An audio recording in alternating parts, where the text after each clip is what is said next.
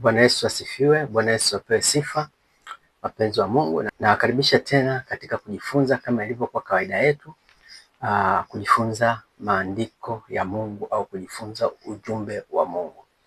Leo nakuja na hili swala.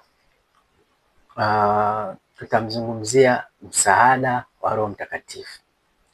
Je, unajua ni kwa nini Yesu Kristo aliwakataza wanafunzi wake wasiende kuhubiri? Unafikiri ni kwa sababu hawajui kuhubiri? No, sababu ni moja tu. Sio kama walikuwa hawajui kuhubiri, walikuwa wanafahamu kabisa. Aliwakataza sababu walikuwa hawana Roho Mtakatifu. Unajua, katika huduma usiende kichwa kichwa. Huduma inahitaji Roho Mtakatifu.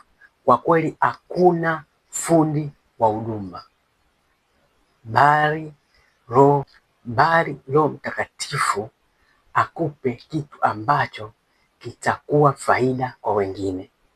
Pia maandiko yanasema sisi hatujui kuomba ipasavyo, bali Roho Mtakatifu atusaidie kuomba patafungua pasipoweza kutamka. Atafungua pasipoweza kutamka. Mtu yoyote asikudanganye yeye ni fundi wa kuomba. Huyo anajipendekeza, anajiinua mwenyewe, sababu wote sisi hatujui kuomba ipasavyo. Tukisema hatujui kuomba ipasavyo, ni kuomba sahihi jinsi anavyotaka Mungu.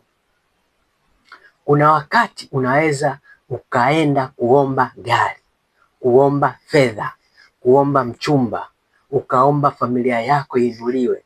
Kumbe huo wakati ulikuwa wa kuomba rehema mbele za Mungu. Ilikuwa ni wakati wa kujinyenyekeza mbele za Mungu kwa ajili ya vita vinavyokuandama, vita vinavyopigana na wewe. Amen. Yeah, amen.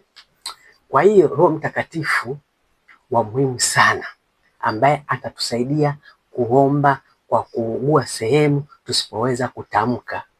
Hata Paulo mwenyewe alisema maneno haya. Amen. Hata Paulo mwenyewe alisema kwa kuandika haya: mtu yoyote atakayesema kwa lugha, roho yake huomba, akili yake haina matunda. Roho huomba, tafsiri yake ni kwamba Paulo aliandika na kusema. Amen. Nitaomba kwa Roho Mtakatifu, nitaomba kwa mwili pia. Kuna wakati unaweza kuomba kwa akili zako, kuna wakati unaweza kuomba kupitia Roho Mtakatifu. Unaponena kwa lugha, maana yake hapo roho yako inazungumza na Mungu direct, moja kwa moja inazungumza na Mungu. Kwa hiyo kuna kunena kwa lugha, ni vizuri sana unene kwa lugha. Kwa hiyo kuna kunena kwa lugha, ni vizuri sana kunena kwa lugha, kwa sababu maandiko yanasema aaminie na kubatizwa ataokoka, asiamini atahukumiwa.